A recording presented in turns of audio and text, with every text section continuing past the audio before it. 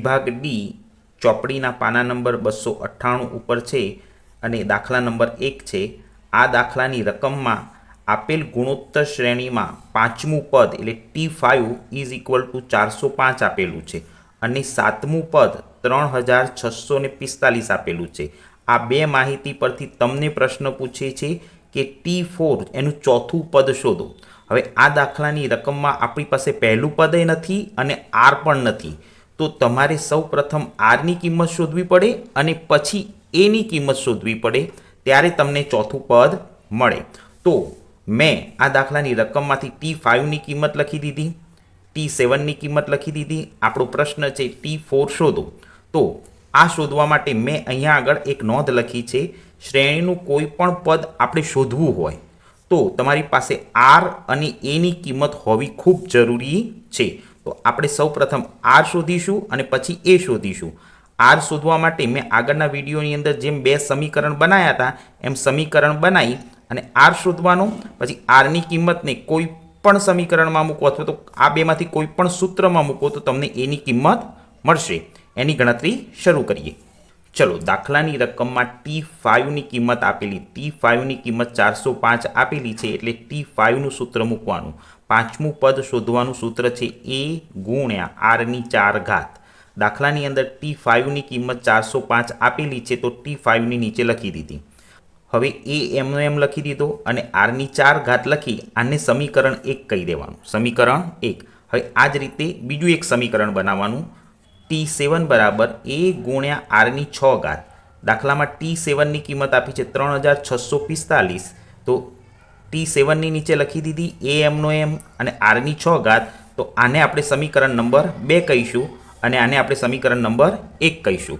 હવે શું કરવાનું, તો સમીકરણ 2 જે છે ને એના ભાગાકારમાં સમીકરણ 1 લઈ અને સાદુરૂપ આપવાનું એટલે Rની કિંમત મળી જાય.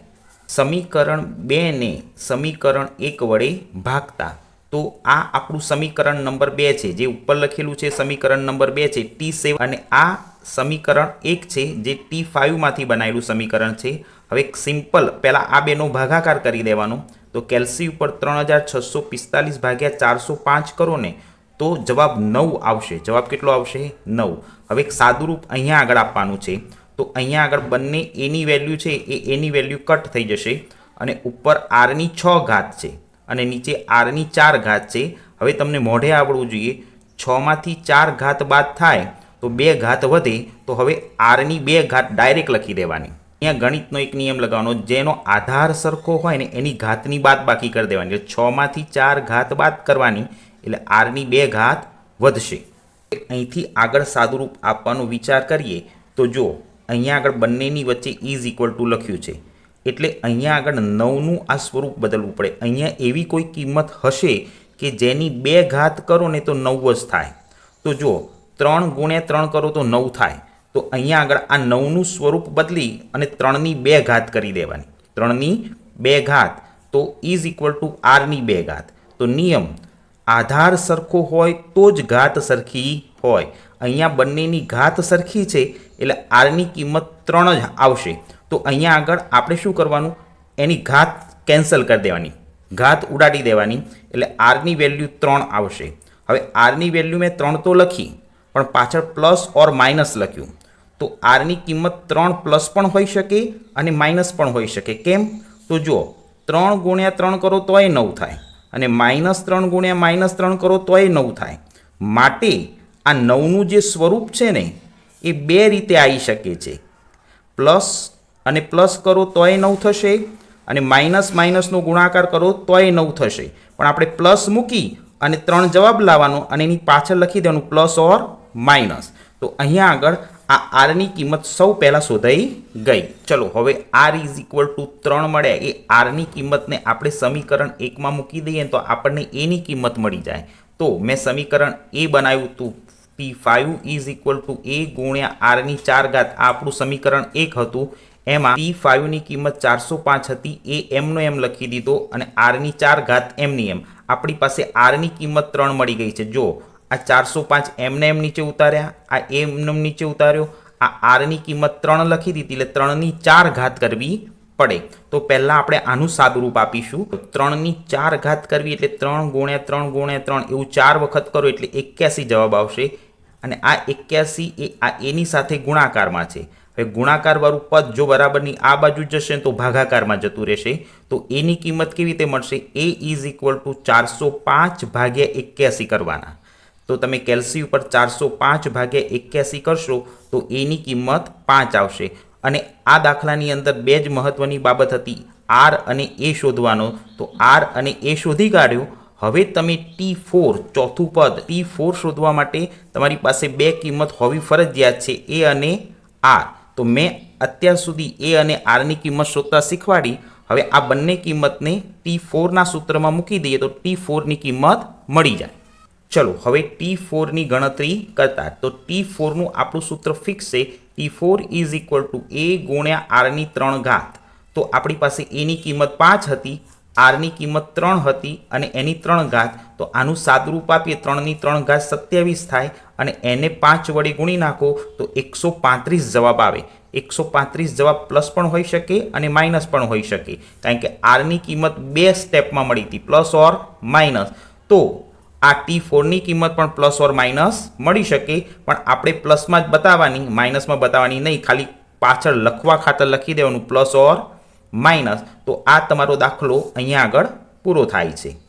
ચલો વિભાગ ડીનો દાખલા નંબર 3 ચોપડીના પાના નંબર 298 ઉપર આપેલો છે. આ દાખલાની રકમ પણ આગળ શીખવાડ્યો એના જેવી જ છે, પણ થોડીક અઘરી હતી અપૂર્ણાંકવાળી, એટલે મેં આ દાખલાની ગણતરી કરીને બતાવી છે. જો આપેલ ગુણોત્તર શ્રેણીમાં a ઇઝ ઇક્વલ ટુ 4 છે. આ એ એટલે જ એનું પ્રથમ પદ T1 પણ કહેવાય અને એ પણ કહેવાય. તો એની કિંમત 4 આપી છે અને T5ની કિંમત 1/4 આપી છે. આ અપૂર્ણાંકમાં આપી છે ને, એટલે થોડીક સમજણ પડવી મુશ્કેલ હતી. તો જો તમને પ્રશ્ન પૂછ્યો છે T7 શોધો. તમારી પાસે T1 છે, T5 છે અને તમને પ્રશ્ન પૂછ્યો છે T7 શોધો. આપણી પાસે બે કિંમત હોવી ફરજિયાત છે. એક પહેલું પદ એ હોવું જોઈએ અને આર હોવું જોઈએ. તો આ દાખલાની અંદર પહેલું પદ તો છાપીને જ આપ્યું છે, એટલે હવે માત્ર આરની ગણતરી કરવાની છે. જો તમે આ દાખલામાં આર શોધી કાઢો ને તો તમને આ સાતમું પદ સરળતાથી મળી જાય. તો આ T1ની કિંમત T1 ઇઝ ઇક્વલ ટુ 4 છે, T5 ઇઝ ઇક્વલ ટુ 1/4 છે અને આપણા દાખલાની અંદર T7 શોધવાનો છે. તો દાખલામાં T1ની કિંમત અને T5ની કિંમતમાંથી બે સમીકરણ બનાવીશું અને એ સમીકરણમાંથી આર શોધવાનું, અને એ આર મળી જાય ને પછી T7ની કિંમત મળશે. તો જુઓ આ પહેલું T1 છે ને, તો આપણને ખબર છે T1 ઇઝ ઇક્વલ ટુ એ જ થાય. તો T1ની કિંમત દાખલામાં 4 આપી છે અને ઇઝ ઇક્વલ ટુ એ એમનો એમ મૂકી આને સમીકરણ નંબર 1 કહી દેવાનું. આમાંથી સમીકરણ નંબર 2 બનાવીએ. દાખલામાં T5ની કિંમત આપેલી છે, T5ની કિંમત 1/4 આપી છે. તો T5નું સૂત્ર લખવાનું, T5 ઇઝ ઇક્વલ ટુ એ ગુણ્યા આરની 4 ઘાત. તો T5ની નીચે T5ની કિંમત લખી દીધી, આ પાછળનું પદ એમનું એમ લખી દીધું અને એને સમીકરણ નંબર 2 કહી દીધું. તો આ સમીકરણ 2 અને ઉપર સમીકરણ 1 તૈયાર થયા પછી સમીકરણ 2 ને સમીકરણ 1 વડે ભાગવાનું. તો મેં નીચે નોંધ લખી છે સમીકરણ 2 ને સમીકરણ 1 વડે ભાગતા. હવે આ સમીકરણ 2 જે છે ને એ આખું સમીકરણ 2 ઉપર લખી દીધું અને આ જે સમીકરણ 1 હતું 4 ઇઝ ઇક્વલ ટુ એ છેદમાં લખી દીધું, 4 ઇઝ ઇક્વલ ટુ એ. હવે આનું સાદુરૂપ આપવાનું છે. તો આનું સાદુરૂપ આપવા માટે એટલી બાબત યાદ રાખજો, આ 4 છે ને એ અંશમાં ભાગાકારમાં છે તો એ નીચે ગુણાકારમાં આવતો રહેશે અને આ એ અને આ એ કટ થશે. આ એક એમનો એમ ઉપર રાખ્યો અને આ 4 ભાગાકારમાં હતા તો અહીં નીચે ગુણાકારમાં લઈ ગયા અને આ એ અને આ એ અહીંથી કટ કરી દીધા. તો હવે અહીંયા આરની 4 ઘાત વધશે, બરાબરની આ બાજુ આરની 4 ઘાત વધી અને અહીંયા સાદુરૂપ આપીએ તો આ એક એમનો એમ મૂક્યો, ચોખ્ખું ચોખ્ખું 16, બેનો ગુણાકાર કર્યો તો 16 થયો. તો આરની 4 ઘાત ઇઝ ઇક્વલ ટુ કરીને એમની એમ લખી દીધી. હવે તમારે આનું સ્વરૂપ બદલવાનું થશે. એકની ઉપર ગમે તેટલી ઘાત કરો જવાબ એક જ આવવાનો છે, પણ અહીં નીચે જે 16 છે ને એનું સ્વરૂપ બદલવાનું છે. અહીંયા એવી કોઈ રકમ હશે કે જેની 4 ઘાત કરો ને તો 16 થાય. તો એનો જવાબ જો મેં બાજુમાં લખ્યો છે છેદ માટે 2 ગુણ્યા 2 ગુણ્યા 2 એવું 4 વખત કરો તો 16 થાય.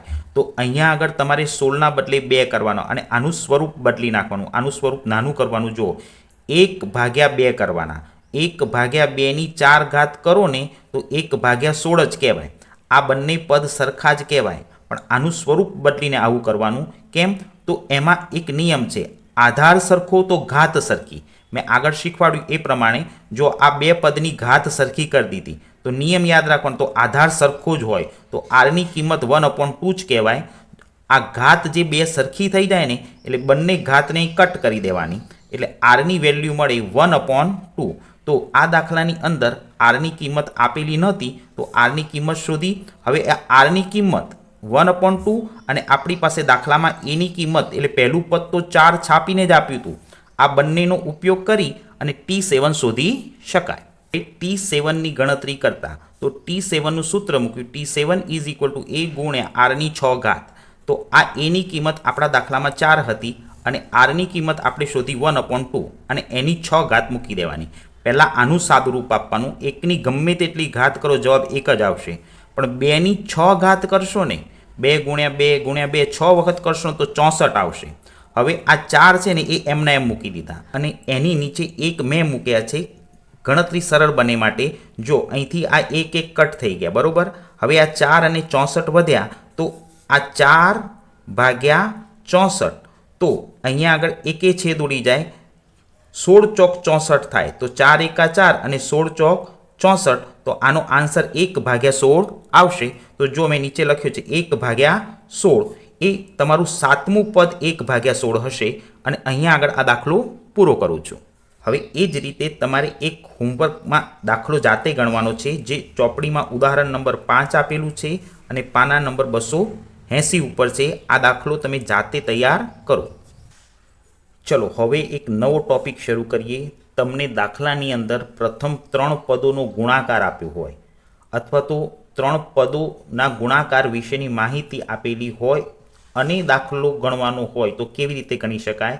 તો એવો એક દાખલો તમારી ચોપડીમાં ડી વિભાગમાં દાખલા નંબર 12 આપેલો છે. પાના નંબર 298 ઉપર ચોપડીમાં જાઓ બેટા.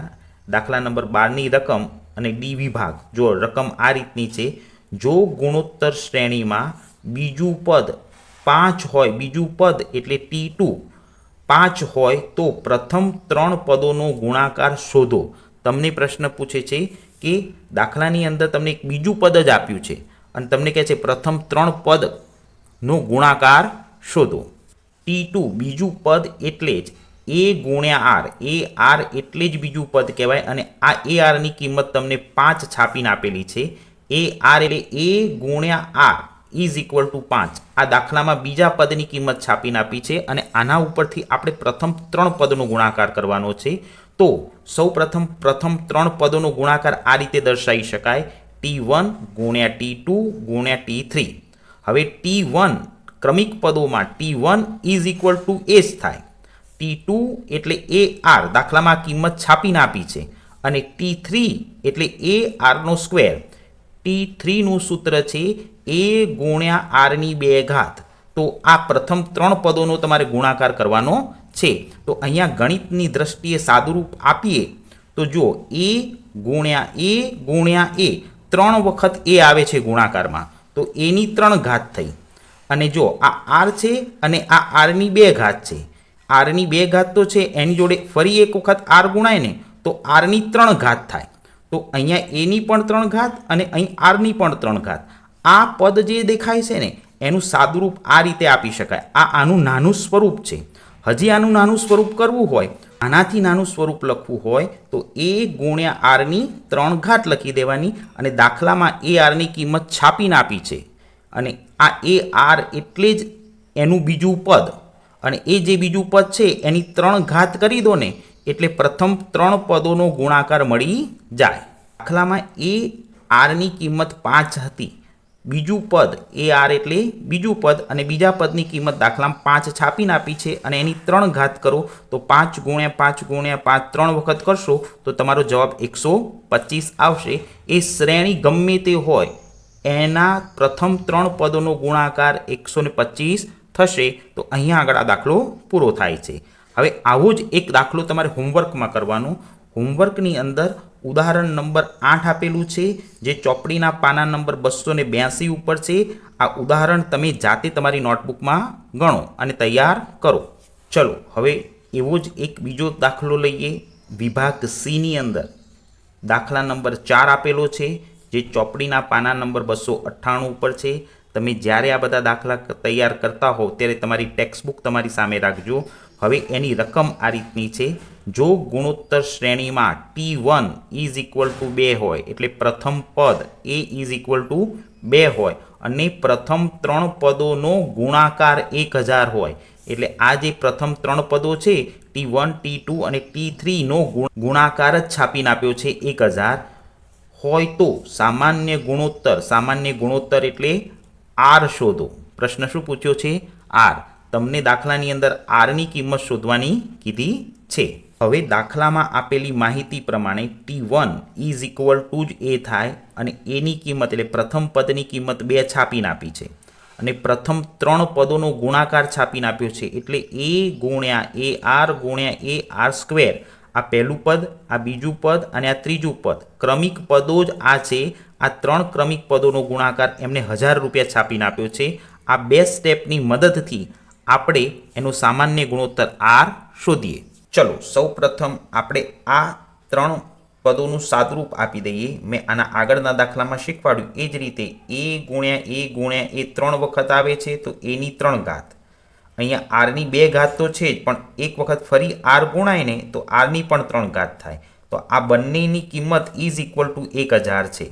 તો આ દાખલાની અંદર છે ને આ બેમાંથી A ની કિંમત છાપીને આપી છે દાખલાની રકમમાં એનું પહેલું પદ A = 2 છાપીને આપ્યા છે, એટલે એની જગ્યાએ આપણે 2 મૂકી દઈએ ને તો આપણને R ની કિંમત મળી જાય. તો જુઓ આ A ની કિંમત દાખલામાં છાપીને આપી છે, એ 2 મૂકી દીધી અને એની ઉપર 3 ઘાત મૂકી દીધી. આ પદ એમનું એમ ને આ પદ પણ એમનું એમ. હવે આનું સાદુરૂપ આપીએ તો 2 × 2 × 2 3 વખત કરીએ તો 8 જવાબ આવે અને પાછળના બંને પદ એમને એમ મૂકી દીધા. હવે શું કરવાનું? આ પદ આની સાથે ગુણાકારમાં છે, આ પદ આની સાથે ગુણાકારમાં છે તો બરાબરની આ બાજુ જશે તો ભાગાકારમાં જશે. એટલે મેં R ની 3 ઘાત એમની એમ નીચે ઉતારી અને 8 છે ને એ આના ભાગાકારમાં લખી દીધા.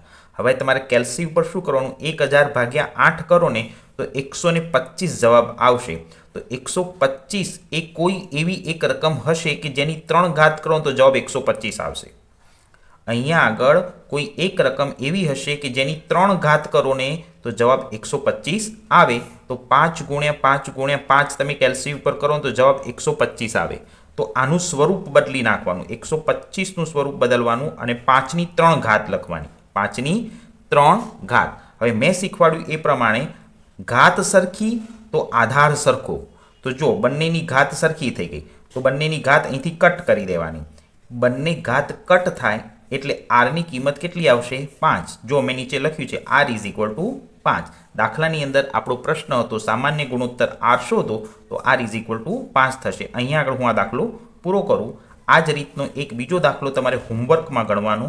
હોમવર્કની અંદર ઉદાહરણ નંબર 9 આ જ રીતનું છે. ચોપડીના પાના નંબર 282 ઉપર છે. તો દરેક વિદ્યાર્થીએ આ ઉદાહરણ હોમવર્કમાં જાતે કરવું.